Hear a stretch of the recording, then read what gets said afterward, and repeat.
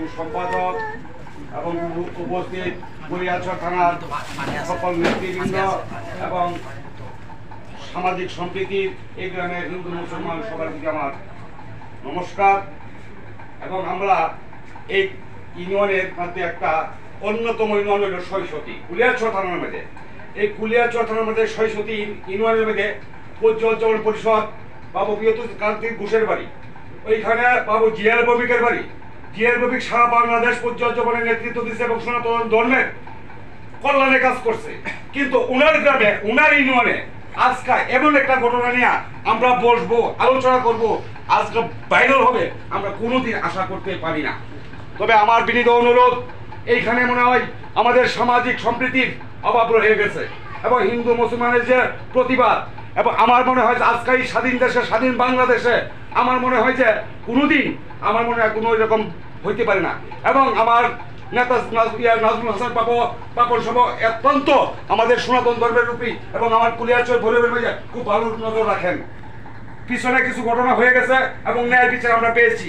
আমার কুলিয়ারচর থানার সভাপতি ইমতাজ হোসেন সাহেবও অত্যন্ত ন্যায় বিচারী, কিন্তু ওনার একদম হাতের নিচে খাইসা গ্রাম সৈসতী শেষ ইউনিয়ন। আমার অত্যন্ত কষ্ট লাগে আজকাল পরে থেকে আমরা কে সনাতন ধর্মের লোক, কারা সংখ্যালঘু, কারা আমরা মুসলিম প্রতিবাদ, অন্যায়কে যে যত বড় লোক হোক আপনারা একটা জিনিস লুকায় রাখেন, হয়তো কারো আত্মীয়, কারো ভাই, কারো শক্তিশালী পরিবারের লোক এখানে কিন্তু একটি দিন পরিবেশ করে, কিন্তু আপনারা ভয়ে কোনো নাম বলেন না। আমি অত্যন্তভাবে কষ্টভাবে আমি বুঝতে পারছি। তবে আপনারা এই জিনিসটা চাবেন এই দেশও থাকতে হলে যুদ্ধ করে থাকতেইব। আমি হিন্দু বুঝি না, মুসলমান বুঝি না।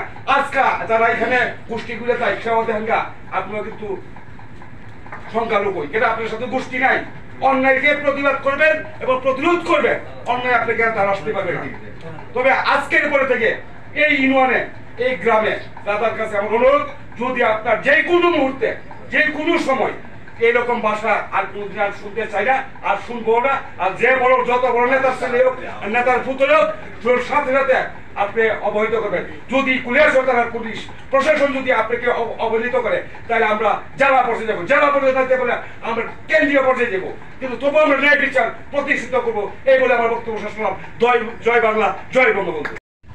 আজকে এখানে উপস্থিত আছেন বাংলাদেশ পূজ্যোজ্জীবন পরিষদ কুলিয়ারচর উপজেলা শাখার আমার সংগ্রামী সাধারণ সম্পাদক রূপরঞ্জন দাস বিজয় মহোদয়, উপস্থিত আছেন কুলিয়ারচর পৌরসভার ৩ নং ওয়ার্ডের কাউন্সিলর এবং আমাদের বাংলাদেশ পূজ্যোজ্জীবন পরিষদ কুলিয়ারচর উপজেলা শাখার সম্মানিত সভাপতি নবকুমার দাস, উপস্থিত আছেন বাংলাদেশ পূজ্যোজ্জীবন পরিষদ কুলিয়ারচর উপজেলা শাখার সহসভাপতি সুবোধ দাস, সৈসতী ইউনিয়নের সভাপতি সুভাষ দাস সহ, আমি সব নাম অ্যাড্রেসিং না করার জন্য আমাকে মাফ করবেন।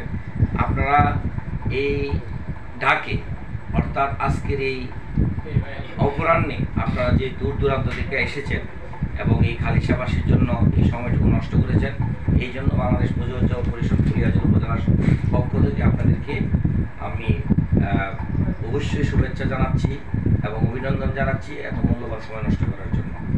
আরও আছেন আমাদের নাজিমুদ্দিন ভাই এবং এক মুরব্বী আছেন, নিশিদা আছেন, খালিশা গ্রামের অনেকেই আছেন।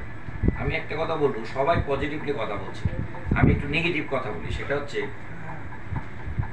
আজকে যেখানে আমরা বসছি এটার পিছনে কিন্তু আমরাই দায়ী।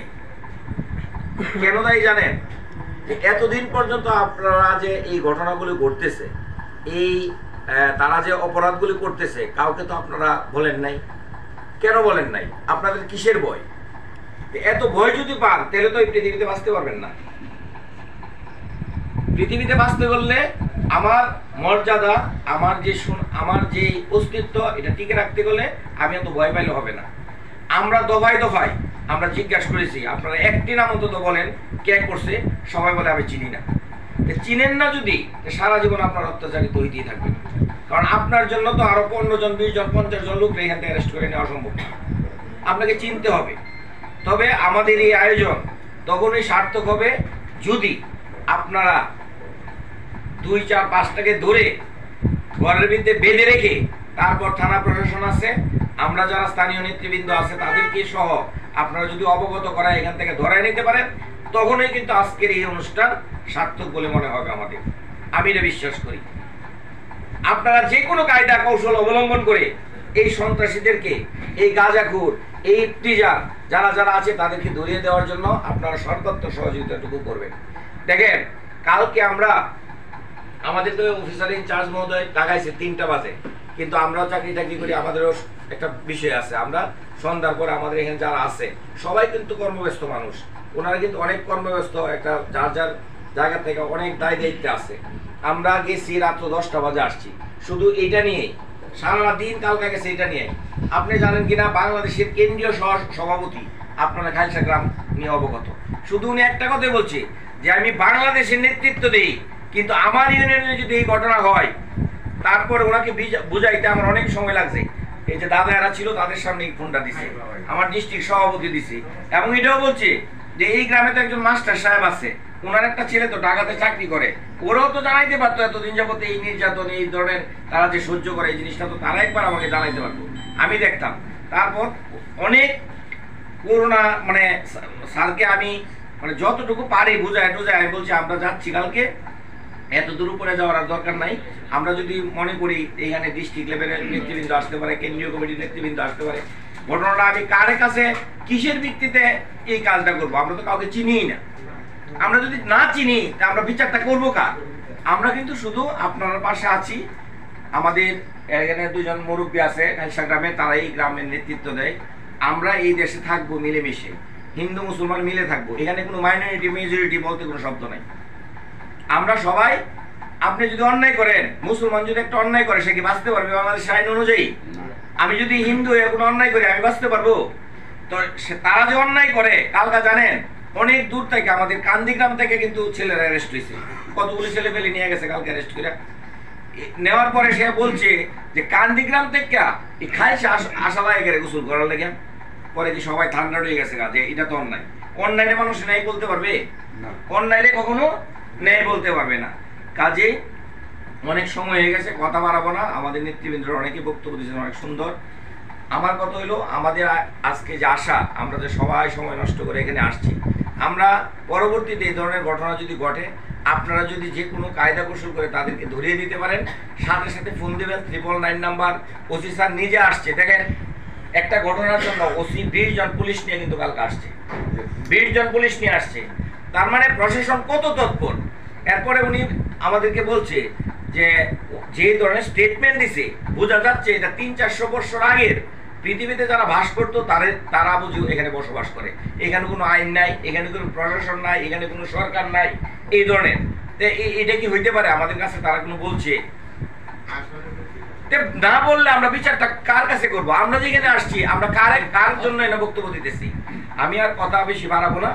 একটি কথা, যদি এই ধরনের ঘটনা পরবর্তীতে ঘটে, আমাদের স্থানীয় যে জনপ্রতিনিধি আছে, এলাকায় মুরব্বী আছে, আমরা আছি, প্রশাসন আছে, আমাদের আওয়ামী লীগের নেতৃবৃন্দ আছে, উপজেলা সভাপতি আছে, আমরা অনেক হাত আছে আমাদের আপনাদেরকে সহযোগিতা করার জন্য। কাজে পরবর্তীতে এই ধরনের ঘটনা হলে আপনি একটা অন্তত ধৈর্য দেন, তারপর বিচার কিভাবে করতে হয় এটা আমরা ভালো করে জানি।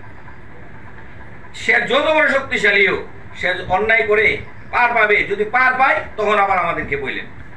আশা করি পার পাবে না। আপনারা সবাই ভালো থাকবেন।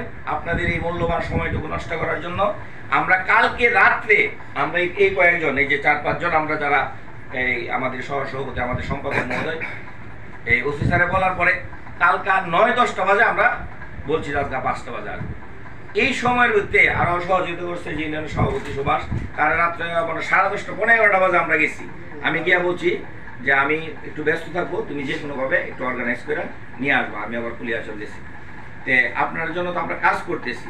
এখন আপনারা যদি আরেকটা কথা না বললেই নয়, এখন পুলিশ বাহিনী আসছে, আপনারা যদি তাদের মোবাইল করতে পারেন, তাদের ভিডিও করতে পারেন, তাহলে যারা ইফতেজার, যারা মাদক সেবী, যারা গাঁজা খায়, তাদের একটা ছবি এখন তো তুলতে পারলেন না। আমার কথাটা কি বুঝছেন? হ্যাঁ, এই ছবিটা তুলতে পারেন নাই, তাহলে আমাদেরকে কেন বিব্রতকর অবস্থার মধ্যে পালান? আমি জানেন এই পর্যন্ত 1 বছর হয়েছে অনেক দায়িত্ব নিছি, এর মধ্যে কয়েকবার খালসা গ্রাম নিয়ে আমাদের যত দেন দরবার যা কি আছে বেশিরভাগ কালিয়ান হয়ে, আমি সারা উপজেলা তো অতবার গেছি না, যতবার তাদের এখানে এই যাই ঝামেলা হয়েছে। তো যাই হোক, ভুল ত্রুটি থাকবে, ভুল ত্রুটি উঠতে কেউ নেই, আমরা সবাই মানুষ। আমরা যদি সবাই মানুষ হই, আমরা ন্যায়ের পথে থাকবো, অন্যায়কে আমরা সমর্থন করব না। আর আপনাদেরকে সাহস যুগিয়ে যাচ্ছি এটাই, আমরা আসার উদ্দেশ্য একটাই, আপনারা ভয় পাবেন না। যদি কোনো কিছু হয়, আরও যদি অন্যায় করে, অন্যায়কে কীভাবে সাহায্য করতে হয় আমরা ভালো করে জানি। আমাদেরকে এক দুইটা লোককে খালি ধরায় দেন, সত্যিকার অর্থে যারা অপরাধী তাদেরকে ধরিয়ে দেন, বাকিটা আমরা কি করব আমরা এটা পরে বলবো। এই বলে আমি আমার বক্তব্য শেষ করছি। সবাই ভালো থাকবেন, সকলের সুস্বাস্থ্য দীর্ঘায়ু কামনা। বাংলাদেশ পূজা অর্জন পরিষদের পক্ষ থেকে আমি উপস্থিত সবাইকে একটা নিমন্ত্রণ করতেছি যে